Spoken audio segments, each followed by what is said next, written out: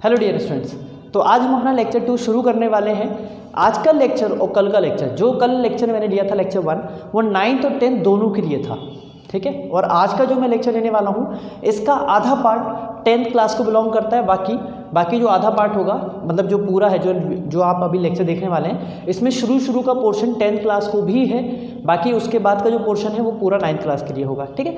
तो अगर आप अभी 9th या 10th क्लास में हैं, 9th के लिए हैं, तो आप लेक्चर 1 देखें पूरा, और लेक्चर 2 भी आपका है। लेकिन अगर आप 10th क्लास में हैं तो लेक्चर 1 पूरा आपका था, और लेक्चर 2 अभी जो मैं पढ़ाने वाला हूँ, इसका शुरू का पार्ट आपका है, ठीक है। तो हम लोग शुरू कर रहे हैं। बहुत जल्द मैं क्लास 10th के लिए भी जो आपका पहला चैप्टर है उसका वीडियो मैं कल या परसों में अपलोड करूँगा, तो आप उसे देखिएगा, तो उससे आपके जो है पूरे कॉन्सेप्ट क्लियर हो जाएंगे। तो हम आगे बढ़ते हैं आज से, ठीक है। तो देखिए, कल मैंने आपको पूरे नंबर्स पढ़ाए थे, तो उस पर हम आगे बढ़ते हैं आज। सबसे पहले बात करते हैं कि रेशनल नंबर क्या होते हैं, ठीक है। Rational number,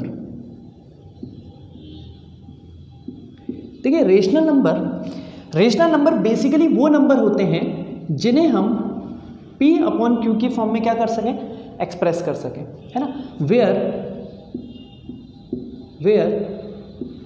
Q should not be equal to 0, मतलब ये जो Q की वैल्यू है, ये Q की जो वैल्यू है वो 0 के इक्वल नहीं होना चाहिए। मतलब ऐसा नहीं होना चाहिए कि कभी आपने मान लीजिए P की वैल्यू 2 है, अपॉन 0 कर दिया, 1/0 कर दिया, 9/0 कर दिया। आप ऐसे लिख नहीं सकते बेटा। क्यों नहीं लिख सकते?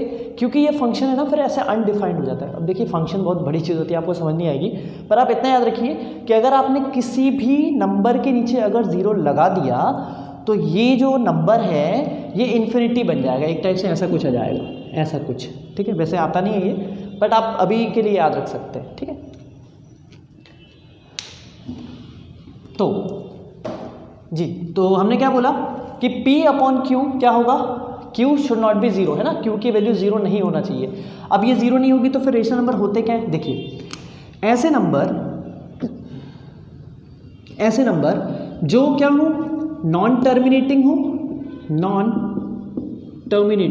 है ना। रेशनल नंबर बेसिकली कैसे नंबर होते हैं, नॉन टर्मिनेटिंग होते हैं, है ना, एंड रिपीटिंग होते हैं। कैसे होते हैं, रिपीटिंग मतलब रिपीट करने लग जाते हैं। जैसे फॉर एग्जांपल मैंने आपको बोला कि 10 को 3 से डिवाइड करिए, तो आप बोलेंगे सर ये आंसर आएगा 3.3333, ऐसे आते चले जाएगा, है ना। कुछ लोग बच्चे बोलेंगे सर ऐसा लिख देते हैं 3.3 का बार, ठीक है। तो इन नंबर को हम क्या बोलते हैं, बेसिकली इन नंबर को हम बोलते हैं, क्या बोलते हैं, नॉन टर्मिनेटिंग एंड रिपीटिंग, है ना। तो rational number are those number जिन्हें अगर आप किसी भी नंबर से डिनोमिनेटर, ये नंबर है डिनोमिनेटर, अगर ये डिवाइड करेगा तो क्या होगा, नॉन टर्मिनेटिंग, मतलब ये टर्मिनेट नहीं होंगे, खत्म नहीं होंगे, जो रिमाइंडर है वो 0 नहीं आता इसमें, ठीक है। डिवाइड होने पर 0 नहीं आएगा, तो क्या होगा, ऐसे नंबर को हम बोलते हैं नॉन टर्मिनेटिंग। फिर रिपीटिंग क्यों बोलते हैं, क्योंकि जब आप डिवाइड करोगे तो वैल्यू रिपीट होना शुरू हो जाती है, ठीक है। तो इसलिए क्या होगा, rational number are non terminating and repeating, ठीक है। चलिए अब बात करते हैं इर्रेशनल नंबर क्या होते हैं। देखिए, इर्रेशनल नंबर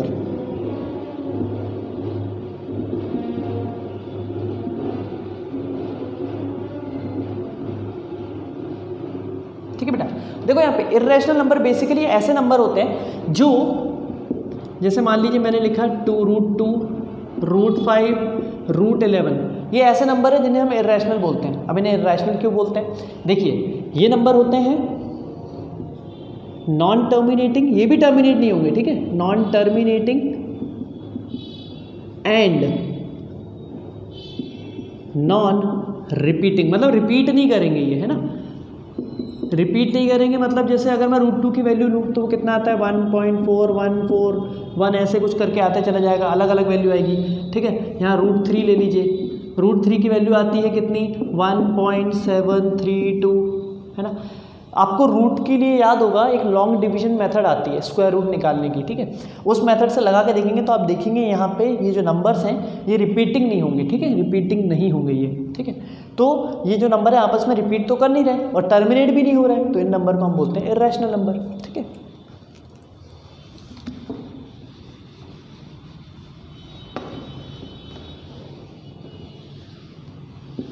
तो आगे बढ़ते हैं हम लोग। देखिए, तो क्लास 9th का लेक्चर हम लोग शुरू करते हैं। इसमें आपका चैप्टर 1 है, चैप्टर 1, ठीक है।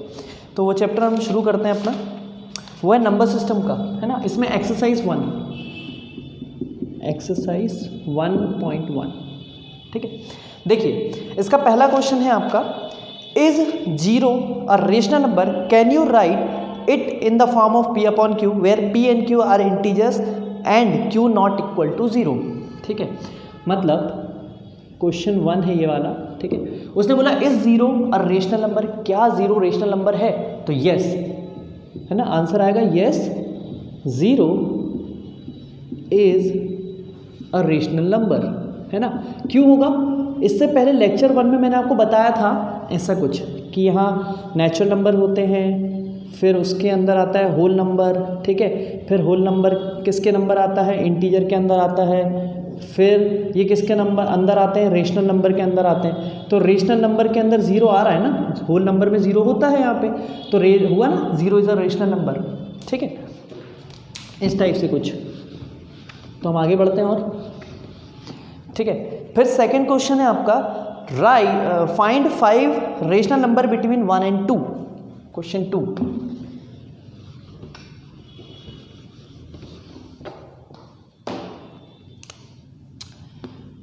आपका क्वेश्चन 2 है, find 5 rational numbers between 1 and 2। देखिए इस क्वेश्चन को शुरू करने से पहले, मैं आपको 3 चीज़ें बताना चाहता हूँ। पहला है ना केस 1, हम लोग इसे केस की तरह सॉल्व करते हैं। देखिए पहला क्या है, आपको 5 रेशनल नंबर निकालने हैं 1 और 2 के बीच में, ठीक है। तो आप इसे ऐसे देखिए कि ये जो 1 है इसके अपॉन में भी 1 है ना, और जो 2 है उसके अपॉन में भी 1 है, ठीक है। तो जब when denominator is 1, when denominator is 1, ठीक है, is 1, ठीक है। जब डिनोमिनेटर 1 हो, तो उस केस में क्या करते हैं, देखिए यहाँ पे 5 रेशनल नंबर बोल रहे हैं आपको निकालने के लिए, ठीक है। तो आप क्या कीजिए, 5 से बड़ा कोई भी एक नंबर ले लीजिए, कोई भी एक बड़ा नंबर ले लीजिए, ठीक है। कोई भी एक बड़ा, मान लीजिए मैंने 6 लिया, ठीक है, मैंने 6 लिया, तो उस 6 का मल्टीप्लाई 1 से भी होगा, इस 1 से भी होगा, ठीक है। यहाँ इधर 2 से भी होगा, इधर इससे भी होगा, तो 1 6 जा 6 अपॉन 6, ठीक है। और इधर आ जाएगा आपका 12 अपॉन 6, ठीक है। तो अब आप देखिए कि 6 से लेके 12 के बीच में, 6 से लेके 12 के बीच में 5 नंबर लिखने हैं आपको, लिख दीजिए 7 अपॉन 6, 8 अपॉन 6, 9 अपॉन 6, 10 अपॉन 6, और ये आ गया आपका 11 अपॉन 6, ठीक है। 5 बोले थे, ये 5 आ गए आपके, ठीक है। ये केस कब है, जब डिनोमिनेटर 1 हो, ठीक है। अब मान लीजिए आपके पास कुछ ऐसा आ जाए, ठीक है। ये केस 1 था जब डिनोमिनेटर 1 है ना। केस 2, व्हेन डिनोमिनेटर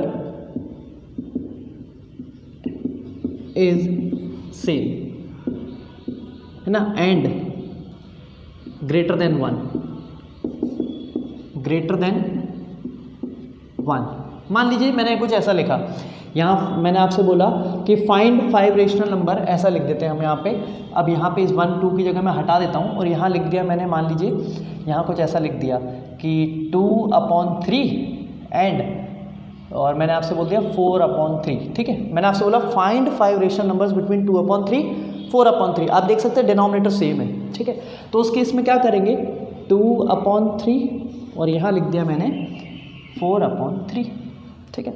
अब देखिए डिनोमिनेटर तो सेम है, जो 1 वाला केस था ना, सेम केस जो 1 के साथ हमने किया था वही वाला केस लगाइए आप, कुछ मत कीजिए। 5 है वही 6 से मल्टीप्लाई कर दीजिए, ये 6 से यहाँ भी 6, मैं ज़रूर नहीं बोल रहा 6 का, आप कोई भी नंबर लीजिए। मान लीजिए आपने यहाँ ले लिया 7 ले लीजिए, ये 7 ले लिया, बस याद रखिए वहाँ जो लिखा है उससे बड़ा ले लीजिए, ठीक है। कितना हो जाएगा, ये हो जाएगा आपका 14/21 और यहाँ हो जाएगा आपका 28/21। देखिए 14 से लेके 28, क्योंकि डिनोमिनेटर तो सेम है, सबके नीचे 21 आएगा, तो 14 से लेके 28 के बीच में कोई 5 आपको लिखने, कोई भी लिख दिए, मान लीजिए मैंने यहाँ लिख दिया, पूरे नंबर से लिख दिया 15, 16, 17, 18, 19, ये लिख दिए मैंने शुरू के 5। अब कोई बोलेगा सर 20, 20 कहाँ है, 20, 21, 22 कहाँ है, तो बेटा वो भी आएंगे, पर मुझे तो कोई 5 लिखना था तो मैंने लाइन से लिख दिया। ठीक है, चलिए आगे बढ़ते हैं।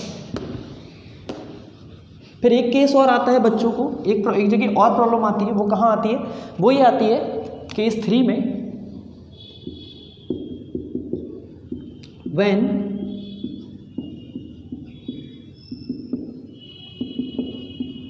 इज डिफरेंट, है ना।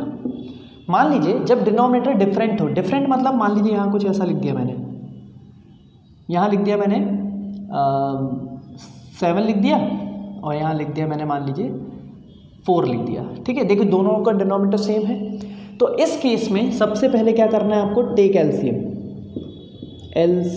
एलसीएम ले लो। ठीक है, तो 7 और 4 का एलसीएम आता है 28 एलसीएम आएगा, है ना।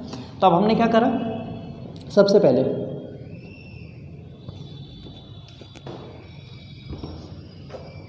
ठीक है एलसीएम, तो हमने क्या करा, पहले इसको बना लेते हैं, 2/7 इक्वल टू नीचे 28 है। ठीक है, तो 28 कैसे आया, यहाँ 4 का मल्टीप्लाई करके, तो इधर भी 4 होगा, ये हो गया 8।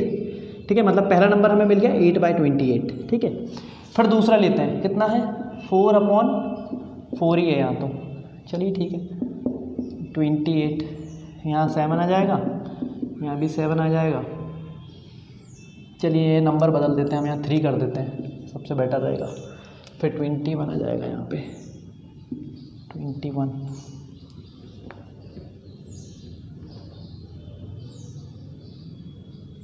सिक्स। ठीक है, मैंने 4 क्यों नहीं ले रहा हूँ, क्योंकि वो फिर कट पिट के वापस बना जाएगा, तो इसलिए मैंने नहीं लिया है। बाकी ले सकते हैं, ऐसी कोई दिक्कत नहीं है, आप लेंगे तो आ जाएगा बेटा, है ना।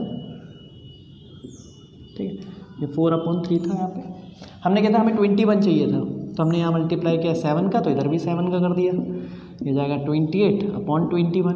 ठीक है, तो यहाँ लिख दिया हमने 28/21, 2/7, 4/3, एलसीएम 21।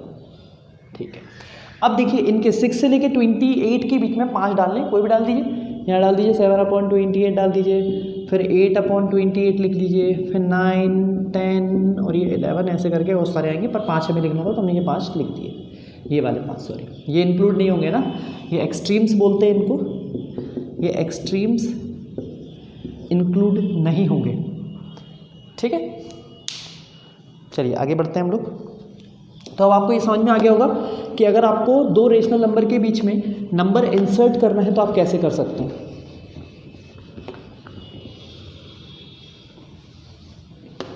ये 3 केसेस हैं, है ना, जब डिनोमिनेटर 1 हो, जब डिनोमिनेटर सेम हो, और जब डिफरेंट हो तो एलसीएम लो, फिर जो आप 6th 7th क्लास में करते आए थे इक्विवेलेंट बनाने के लिए, उस टाइप से बना के फिर उनके बीच में लिख सकते हैं। ठीक है, चलिए फिर लास्ट क्वेश्चन है आपका 9 आपकी एक्सरसाइज 1.1 का लास्ट क्वेश्चन है। उसमें पहला लिखा है कि every whole number, true false है ना, इट इज़ ट्रू और फॉल्स, आपको बताना है ट्रू और फॉल्स। ठीक है, तो पहला बेटा, पहला वो बोल रहा है आपसे कि every whole number is a natural number. वो आपसे बोल रहा है कि हर होल नंबर, देखिए यहाँ पे ये नेचुरल नंबर्स होते हैं, नेचुरल नंबर होते हैं 1, 2, 3, 4, और ये हो गया आपका होल नंबर, इधर यहाँ 0 भी आता है। आपसे उसने पहला बोला है every whole number is a natural number, मतलब हर होल नंबर नेचुरल नंबर होगा। तो होगा क्या, देखिए यहाँ पे होल में तो 0 भी आता है, 0 नेचुरल नंबर है क्या, नहीं, तो पहला आपका क्या है, फॉल्स। ठीक है, आप ये बात हमेशा याद रखिएगा, हर natural number, every natural number is a whole number, but every whole number is not a natural number. Every natural number is a whole number, but every whole number is not a natural number because 0 is a whole number which is not a natural number। ठीक है, 0 एक whole number है जो कि natural नहीं है। ठीक है, फिर second, every integer is a rational number. बिल्कुल, देखिए इंटीजर यहाँ आता है और रेशनल नंबर इधर आता है आपका, ये रेशनल नंबर इधर आता है ना। तो इंटीजर तो देखिए ऐसा भी होता है, मैंने अगर 4 लिखा 4/1 तो 4/1 तो एक रेशनल नंबर है ना। आप जितनी भी इंटीजर उठाइए सबके डिनोमिनेटर में 1 आता है, अगर 1 आता है तो रेशनल नंबर है, तो हम बोल सकते हैं यस कि every integer is a rational number. That means second वाला हो जाएगा आपका ट्रू। ठीक है, चलिए आगे बढ़ते हैं। Every integer is a rational number, ठीक है। Every rational number is an integer, every rational number is an integer, ये फॉल्स है। थर्ड वाला, थर्ड आपका फॉल्स आएगा, क्योंकि हर इंटीजर रेशनल हो सकता है, मतलब इधर से इधर जा सकते हैं बट इधर से इधर नहीं, है ना। Every integer is a rational number, her integer rational number होगा ये सही बात है, but her rational number integer होगा ये गलत है। क्यों? क्योंकि 1/2 को अगर आप सॉल्व करोगे तो आएगा 0.5, तो 0.5 नंबर इंटीजर थोड़ी ना होता है। ठीक है, तो इसलिए हमने क्या बोला, हर रेशनल नंबर इंटीजर नहीं हो सकता, तो थर्ड वाला हो जाएगा आपका फॉल्स। ठीक है,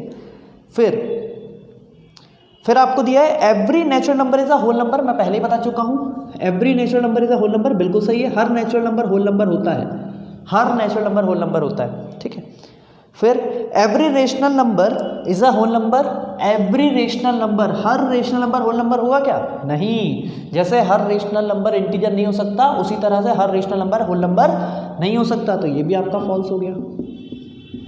ठीक है, चलिए, तो दैट्स इट फॉर टुडे। आज हम लोग क्लास 9 की एक्सरसाइज 1.1 आपकी कवर हो गई है।